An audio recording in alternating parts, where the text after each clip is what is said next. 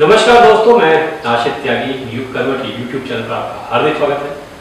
हम सभी जानते हैं कि 3 राज्यों में भारतीय जनता पार्टी ने प्रचंड बहुमत हासिल किया है। अब कवायद है मुख्यमंत्री चुनाव की।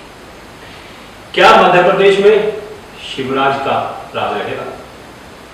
क्या वसुंधरा राजे को दोबारा से गद्दी मिलेगी? छत्तीसगढ़ में क्या? ये सारे सवाल राजनीति में पहुंच रहे हैं। भारतीय जनता पार्टी के केंद्रीय नेतृत्व ने सभी नेताओं को दिल्ली तलब कर लिया है। दिल्ली लोग पहुंच गए हैं। राजस्थान की अगर बात करें तो यहां पर कई चेहरों के नाम की चर्चा है, जिनमें वसुंधरा राजे हैं, दिया कुमारी हैं, गजेंद्र सिंह शेखावत हैं, अर्जुन राम मेघवाल हैं, सीपी जोशी हैं, अश्विनी वैष्णव हैं, बाबा बालकनाथ हैं, ओम बिरला हैं, ओम माथुर भी, प्रकाश चंद्र हैं, भूपेंद्र यादव और सुनील बंसल, ये लोग इस दौड़ में शामिल हैं। सबसे ज्यादा चर्चा में है वो दिया कुमारी है, वो माथुर है और बाबा बालकनाथ है। बाबा बालकनाथ के चांस ज्यादा बताए जा रहे हैं। हालांकि अभी किसी पुष्ट सूत्र से ये जानकारी नहीं आई है, लेकिन जो चर्चाएं राजनीति में चल रही है वो यही है कि यूपी की तरह ही राजस्थान में भी बाबा सत्ता देते हैं। बाबा बालकनाथ नाथ परंपरा से ही है, जिसके अध्यक्ष योगी आदित्यनाथ है। फिलहाल वो सांसद भी हैं और चुनाव जीतकर भी आए हैं। दिया कुमारी भी सांसद है और बहुत मजबूत चेहरा है। दरअसल ये भी एक बात है कि 3 राज्यों में राजस्थान, एमपी और छत्तीसगढ़ में किसी एक में महिला को भाजपा मुख्यमंत्री बनाए। अगर वो राजस्थान में बनाती है तो छत्तीसगढ़ में मुख्यमंत्री की दौड़ दिलचस्प है, और अगर छत्तीसगढ़ में महिला को मुख्यमंत्री बनाया जाता है तो बाबा बालकनाथ की राजस्थान में लॉटरी लग सकती है, ऐसा बताया जा रहा है।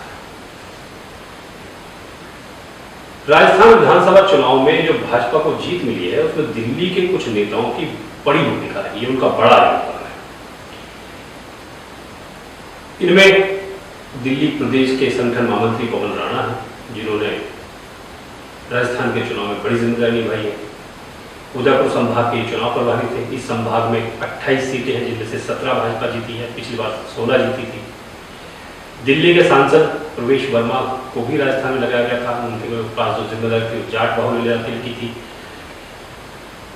2018 में जिस एरिया में प्रवेश वर्मा को लगाया गया था वहां पर एक भी सीट भाजपा नहीं जीती थी। इसको जोधपुर ग्रामीण दक्षिण जिला कहते हैं।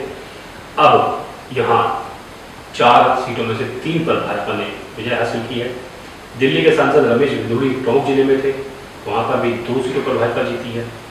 विधायक अभय वर्मा अजमेर शहर में थे, अजय महावर जालौर जिले में थे, और दोनों इलाकों में वहां पर भाजपा को 2-2 सीटें मिली हैं। पिछली बार भरतपुर जिले में भाजपा के पास एक भी सीट नहीं थी, इस बार 5 पर जीत हासिल की है।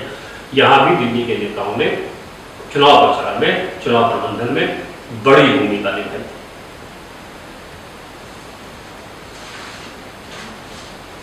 तीन राज्यों में आए नतीजे के बाद नेताओं के बयान शुरू हो गए हैं। मायावती ने इन चुनाव नतीजों को विचित्र, रहस्यमयी बताया। इसके अलावा 10 दिसंबर को उन्होंने अपनी पार्टी की मीटिंग बुलाई है, जिसमें हार की समीक्षा की है। मायावती ने आज अपना बयान जारी करके कहा कि 4 राज्यों के चुनावी नतीजे विचित्र और रहस्यमयी हैं। ये परिणाम एक पार्टी के पक्ष में एक तरफा होने से सभी लोगों को शंकित, अचंभित, चिंतित होना स्वाभाविक है, मायावती कहती है। मायावती कहती है कि चुनाव के पूरे माहौल को देखते हुए ये एक ऐसा विचित्र परिणाम है जो किसी के गले नहीं उतर रहा है। मायावती ने कहा कि पूरे चुनाव के दौरान माहौल एकदम अलग और कांटे के संघर्ष जैसा दिलचस्प रहा। लोगों की नब्ज पहचानने में भयंकर भूल चूक चुनावी चर्चा का नया विषय है। बसपा के सभी प्रत्याशियों ने तन मन धन दम के साथ चुनाव लड़ा, जिससे माहौल में नई जान आई, लेकिन उन्हें ऐसे अजूबे परिणाम की कतई भी उम्मीद नहीं थी। इससे उन्हें निराशा हुई है। अब 10 दिसंबर को लखनऊ में बैठक बुलाई गई है, जिसमें हार की समीक्षा की जाएगी और भविष्य की रणनीति बनेगी। चुनाव परिणाम से विचलित हुए बिना अम्बेडकरवादी मूवमेंट को आगे बढ़ाने की हिम्मत बसपा कर पाएगी या नहीं कर पाएगी, ये भी 10 तारीख की मीटिंग के बाद पता चलेगा। 3 राज्यों में चुनाव हुए हैं, उनमें कांग्रेस की हार का सबसे बड़ा कारण यह है कि टिकट वितरण में पहले कई स्तर पर सर्वे, फिर कार्यकर्ता, स्वयंसेवकों का पोलिंग बूथ प्रबंधन, इन सब में कमी रह गई कांग्रेस के लिहाज से। राजस्थान में प्रधानमंत्री नरेंद्र मोदी की लोकप्रियता, उत्तर प्रदेश के मुख्यमंत्री योगी आदित्यनाथ का आक्रामक प्रचार उनकी जीत की रीढ़ बना, उन्हें बड़ी जीत मिली, वो इसी में मिली। ये बताया जा रहा है कि जो जीत मिली है तो राजस्थान में ये 2 बड़े कारण हैं। इसके अलावा कांग्रेस का जो कमजोरी रही वो राज्य में तुष्टीकरण, भ्रष्टाचार के मामले, महिला अपराध के मामले, गुटबाजी, ये सब हार का कारण रही। महादेव ऐप भी भूपेश भाई का नाम छत्तीसगढ़ मुख्यमंत्री ने आया था, ये वहां पर उनके लिए, कांग्रेस के लिए दुखदायी रहा और पार्टी की गुटबाजी, भीतर घात, ये सब नुकसान रहता है कांग्रेस को पड़ा। मिजोरम की बात कर लेते हैं। आज मिजोरम में चुनाव परिणाम सामने आए हैं, जिसमें 6 क्षेत्रीय दलों की यानी स्थानीय दलों की गठजोड़ करके एक पार्टी बनी और जो सत्ता में है, जिसका नाम ZPM है। ZPM का पूरा नाम जोरम पीपुल्स मूवमेंट है, जो Mizoram people's conference, Zoram national party, Zoram exodus movement, Zoram digitalisation front, Zoram reformation front और मिजोरम पीपुल्स पार्टी, इन सबको मिलाकर जोरम पीपुल्स मूवमेंट का गठन किया गया था। ये 2018 में ये पार्टी सामने आई थी और इस चुनाव में उसने बहुमत हासिल करके नई भारत में किया कांग्रेस को मिजोरम में बड़ा नुकसान इन्हीं की वजह से उठाना पड़ा है। बात दिल्ली की कर लेते हैं। यहाँ दिल्ली पुलिस की एक रिपोर्ट आई है जिसमें बताया गया है कि दिल्ली की सड़कों पर इस समय सबसे ज्यादा खतरनाक ई-रिक्शा है। ई-रिक्शा में बैठने वाले लोग, सड़क पर चलने वाले लोग भी इस खतरे से अछूते नहीं हैं। रिपोर्ट में कहा गया है कि ई-रिक्शा ज्यादातर बस स्टैंड और मेट्रो स्टेशन के पास खड़े होते हैं। जब तक पूरी तरह से भर नहीं जाते तो चलते नहीं है। इस वजह से सड़क पर अवरोध होता है, जाम लग जाता है। ई-रिक्शा गैर लाइसेंसधारी, ऐप प्रशिक्षित कम उम्र के चालकों द्वारा चलाई जा रही है, जो और ज्यादा खतरनाक। ई-रिक्शा की बैटरी भी असुरक्षित होती है, ये चार्ज करते वक्त फटने का चांस बना रहता है, तो भी इससे दुर्घटना की एक खतरा है, बात कही जाती है।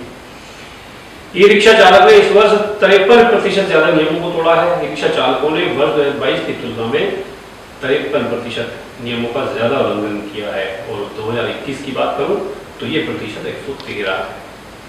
वर्ष 2023 में अवैध पार्किंग के 70,000 मामले दर्ज किए गए, 2022 में 35,000, 2021 में मात्र 19,000 थे। ये सब मामले ई-रिक्शा वालों पर है। इसके अलावा इनका बीमा भी नहीं होता। सबसे ज्यादा जो दिल्ली में उल्लंघन ई-रिक्शा वालों ने किया है वो तिलक नगर सर्किल में किया है। दिल्ली के शीर्ष जो बड़े प्रमुख 4 क्षेत्र हैं, 4 वर्षों में ई-रिक्शा के मामले लगातार बढ़ रहे हैं और अपने के साथ साथ ये दूसरे लोगों के लिए भी खतरा करते हैं। लेकिन ये केवल दिल्ली में नहीं है, गाजियाबाद, नोएडा की भी यही स्थिति है। सड़कों पर ई-रिक्शा सबसे ज्यादा परेशान करते हैं, नियमों को तोड़ते हैं। अयोध्या से चंपत राय का बयान आया है जिसमें उन्होंने कहा है हम नहीं जानते अयोध्या में 22 जनवरी को 25 हजार लोग आएंगे या 25 लाख, लेकिन निवेदन ये है कि प्रत्येक भारतवासी अयोध्या। श्री राम जन्मभूमि तीर्थ क्षेत्र ट्रस्ट की महासचिव चंपत राय हैं जिन्होंने ये बयान जारी किया है। उन्होंने कहा है कि 22 जनवरी को अयोध्या आइए, नहीं आते हैं तो अपने घर पर, अपने ऑफिस में, अपने जहां भी आप हैं वहां पर आनंद मनाइए, भजन कीर्तन कीजिए, त्योहार मनाइए, घरों पर दीपक जलाइए और घरों को दीपावली जैसा रोशन कर दीजिए। प्राण प्रतिष्ठा समारोह के लिए मेहमानों को निमंत्रण भेजना का जो क्रम है वो बहुत तेजी से शुरू हो गया है और ये लोग चाहते हैं, इसमें संघ भी जुट गया है, इसमें और कई संगठन जुट गए हैं। सब लोग चाहते हैं कि ज्यादा से ज्यादा भारतवासी इस समारोह में शामिल हो। समारोह में भक्तों के लिए 10 दिन का जलपान शिविर लगेगा। ट्रस्ट ने इसकी अनुमति दे दी है। ये शिविर 16 जनवरी से शुरू होगा और 24 जनवरी तक चलेगा। आपने देखा होगा सड़कों पे सीसीटीवी पुलिस लगाती है, अक्सर आपके चालान इसी कैमरों से होते हैं। लेकिन नोएडा में एक बड़ा मामला सामने आया है। यहाँ 600 से ज्यादा आपराधिक घटनाएं इन कैमरों में हुई हैं और इन कैमरों की वजह से खुली। नोएडा प्राधिकरण ने शहर के अलग अलग चौराहों पर, सड़कों पर बहुत आधुनिक कैमरे लगाए। पब्लिक एड्रेस सिस्टम इनको बोला जाता है। इस मदद से शहरवासियों को ट्रैफिक नियमों की जानकारी देने के साथ साथ यातायात व्यवस्था पर भी नजर रखी। सबसे बड़ी बात यह कि इन कैमरों ने 600 से ज्यादा आपराधिक घटनाओं को खोलने में सहायता की है। सेफ सिटी परियोजना इसको कहते हैं। नोएडा में 82 प्रमुख स्थानों पर इंटीग्रेटेड ट्रैफिक मैनेजमेंट सिस्टम यानी कि ITMS AST कैमरे लगाए गए। चौराहे पर बीते साल, जो अलग अलग चौराहे नोएडा का हैं, वहां पर बीते साल मई और जून में कैमरे लगे थे। इनकी सीसीटीवी फुटेज पुलिस के बड़े काम आई है। परियोजना के तहत अब तक बेहतर क्षमता तकनीक वाले कैमरे लगाए गए हैं। नोएडा के अलग अलग चौराहों पर आधुनिक दृश्यता वाले सीसीटीवी कैमरे हैं। अधिकारी बताते हैं कि वारदात के समय अपराधी जिस रास्ते से फरार होते हैं, वहां चौराहों पर लगे सीसीटीवी कैमरों में उनकी तस्वीरें कैद हो जाती है। बाद में रूट और समय के आधार पर फुटेज खंगाली ली जाती है। इनकी मदद से जो पुलिस अब कहती है नोएडा की कि नोएडा में हत्या, लूट और स्नैचिंग की 600 से ज्यादा वारदातें केवल सीसीटीवी कैमरों ने ही खोल दी है। ये बहुत बड़ी बात है। इसके बाद यही उम्मीद हम गाजियाबाद पुलिस से भी करते हैं कि गाजियाबाद पुलिस भी आंकड़े जारी करे कि उसने सीसीटीवी कैमरों की वजह से शहर में कितनी घटनाओं को खुला है और कितनी मदद इनसे हो रही है। तो आज के लिए बस इतना ही। गाजियाबाद और आसपास की तमाम खबरों को, प्रमुख घटनाओं को, राजनीतिक विश्लेषण को जानने के लिए देखिए युग करवट यूट्यूब चैनल। वैसे रूप से जानकारी चाहते हैं तो पढ़िए युग करवट समाचार। युग करवट यूट्यूब चैनल को सब्सक्राइब कीजिए, लाइक कीजिए, शेयर कीजिए, कमेंट जरूर कीजिए। नमस्कार।